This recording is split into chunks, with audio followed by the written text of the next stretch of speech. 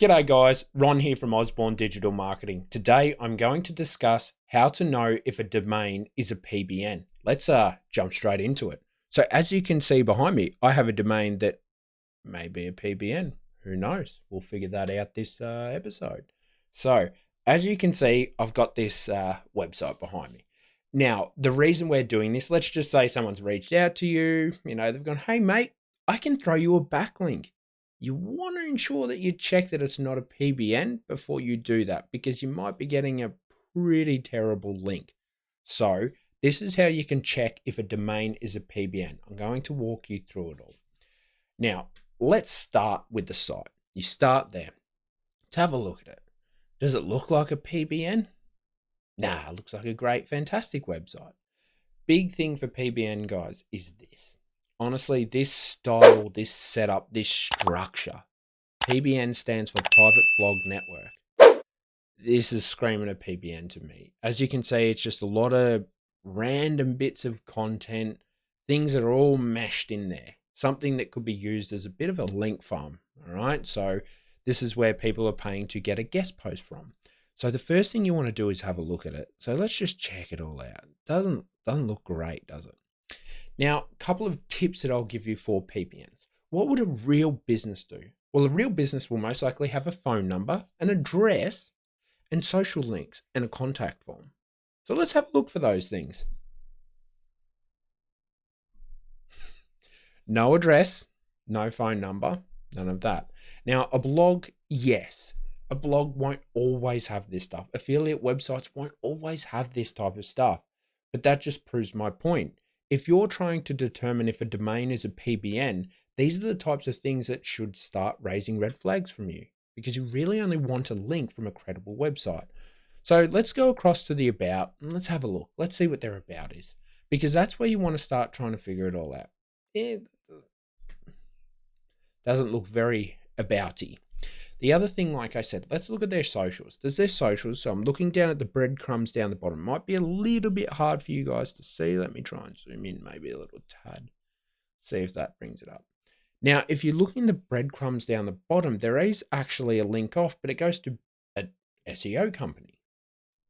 So they're leaving a bit of a footprint there. It's not actually going off to General Top's latest new village like you would do. If you have a plumbing business, if you're a law firm, the first thing that you would do is actually set up a LinkedIn page. You would set up a Facebook page. So where does the Facebook page go off to? Let's have a look at the breadcrumbs. Again, goes off to an SEO agency. Let's have a look at the Insta. Again, goes off to an SEO agency. This is not looking like a real business that's talking about like news topics, like a real news agency or anything like that would. These are all the things that you need to consider when you're evaluating a domain. Now that we've had an outside look, our suspicions are kind of confirmed. Let's go to the contact page and see what they've got for us. Do they actually have a way of being contacted? They do. So they've got an email up there and they've actually got a contact box. That's good. That means that we can reach out to them. That's good. That is a little bit more credible, okay? But always have a look at how the site's structured. Always have a look at the social links, because they're a big indicator. If those social links are just referring back to the website themselves, cause for concern, okay? Those are the types of things that you want to have a look at. Now, the next thing we're going to do is we're going to throw this into SEMrush and have a look at it from there, because you need to know, is this domain a PBN? Well, let's go across. Now, this is where I start, guys. So let me maybe try and zoom in a bit for SEMrush. All right, there we go. Start here. First thing that you want to do when you're trying to determine if a domain is a PBN is starting here. So as you can see right next to me, right up there, you can see that it has nothing coming here. Nothing's coming to the website. There's no visitors. There's no traffic. Doesn't look good, okay? Does not look good. Now, granted, I have it set to the US, but hey, that's where I'm trying to get a link for, because my business that I'm trying to get the link for is based out of Fort Lauderdale. So that's what matters to me, okay? It's better if you try to get it from the same country you're in. It is better. So as you can see there, well, that's not good. That's your first red flag. That's your first red flag. Does it mean that it's a PBN? No, it doesn't. It could just mean it's not a great website. But red flag. You shouldn't be trying to get a link from this type of website, even if it's cheap. As you can see down here as well, keywords. What keywords are they ranking for? Nada. Nothing. Again, another red flag. So once we've had a look at that, let's go across to the backlink analytics in SEMrush and let's dig a little bit deeper. Let's just say your traffic is on point. They've got ranking keywords. Beautiful. Everything's looking good. What do? We come here. This is where we start to go to the next level. So we're starting to see, okay, how does this look?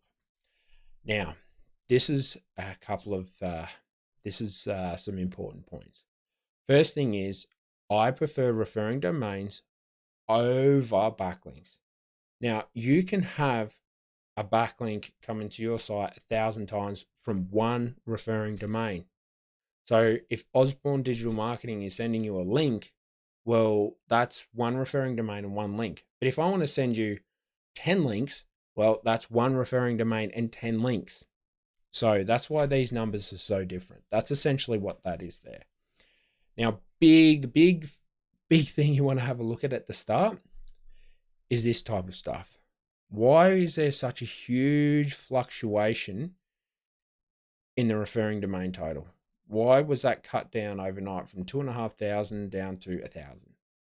1,500 referring domains gone. That's concerning. To me, that'd be very concerning. What's happening there? Are they rebuilding because something was impacted? What's going on? The other thing that I like looking at is this right here. Referring domains, outbound domains. Again, big problem. You always want more coming in than there is going out. So if you notice that outbound domains is significantly higher than referring domains, again, you have another problem. This is not something that I would want to get a link from. This is something that I'd be staying right away from, because this website, it's not giving me any good indicators. Now, you should have at the start, like you see that traffic, no keywords ranking, you should be gone.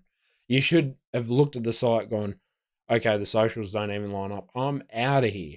You shouldn't have even thrown it into SEMrush. But let's just say you everything was starting to look good from there. What else can you do from there to check if this domain is a PBN? Well, that. Another thing that I would suggest, let's just say this is higher than this. Let's just say it was inverse. Switched around. Another thing that you do want to do is have a look at the anchors that are linking into that site. So you want to start to see what type of anchors are coming into the site, because you don't want any XXX stuff. You don't want any of that, especially if it's for your own business or for a client. So these are the types of things. I start with the anchors first, because the anchors are going to tell you just as much. You need to know what a website's about, right? You can have an XXX website that's called Ronnie Osborne. You don't know that it's an XX, but your anchor text will be a dead giveaway that it is something related to XX. So that's why I start here generally, because I like looking at the anchor text to be like, okay, what's going on here? What are they pushing? What are they not pushing? Because whatever they're pushing, that's going to be displayed in here, because that's what you go after with backlinks. So these are the types of things to have a note for. So as you can see, it's not looking too pretty, guys. Honestly, it's not looking too pretty. Now, another thing you can do is you can look at the IPs. So you can start to look at the IPs. That's where I'm of a different opinion to a lot of people on this. Some people think you should be getting the links from IPs that are in the same sort of country that you're in. I think that's the right way. I think definitely getting links from overseas is fine. Like, there's nothing wrong with it. But if you were to sit there and say, Ronald, I can give you a link from Dubai, or I can give you a link from Phoenix, Arizona, I'm taking the Phoenix link every day of the week. Every day of the week. So that's something to consider if you are trying to determine if a domain is a PBN, and it'll be getting a lot of links from a lot of funky countries. So it's in referring IPs. So this is where you can start to come in and have a look and be like, well, now there's a lot coming from that Singapore, isn't it? Yep. coming from Singapore. But as you can see, there are a lot coming from the States. All right, so it's only a couple coming from India. But as you can start to see, there's a lot coming from the States. So that's something that you can look at. If this was all, let's start going down. No, still all the States. That's good, actually. That's surprising. But let's just say it was Singapore, and you're like, hang on, this is an American-based business. What's going on here? Red flag. There are all types of things to look at, okay? And as you can see, the domain count is quite high from that country. So again, another thing to be aware of. Now, the other thing I'll show you is this. Now, you can check, so you can use who is information, okay? And you can actually have a look and see what happens. Like, you can actually see the IP of this. So you can see where it's been registered, how long it's been registered for, how long their registration is left. Because sometimes on PBNs, I'll only register it for a year and they just keep going for that long. And then they just drop it because they've gotten all they can out of it. But if you see something that's registered for 5 years, that domain might not be a PBN. They might actually just be off to a slow start. So these are all little indications that you can get. And you can start to see what country things are registered from sometimes. But you can come in here and have a look where it's actually active as well. So these are the types of things to pay attention to if you're trying to assess if a domain is a PBN. Like I said, have a look at it at the start, run through SEMrush, look at all of those key points that I mentioned in SEMrush. Very important that you go through that. And honestly, the main thing is having a look at the traffic, having a look at the keywords, and having a look at how many outbound domains there are compared to inward domains, inward referring domains. Very, very, very important. And then if everything else is cool, you can always throw it into who is, find out where it's hosted. You can find out where the information, how long that domain's registered for, and that might give you a peace of mind if someone's gone, hey, I'm going to register this for 5 years because I'm serious about it. That's how you can assess if a domain is a PBN. I hope that this has answered that question. If it has, make sure you hit the like, and I'll see you around, guys. Cheers.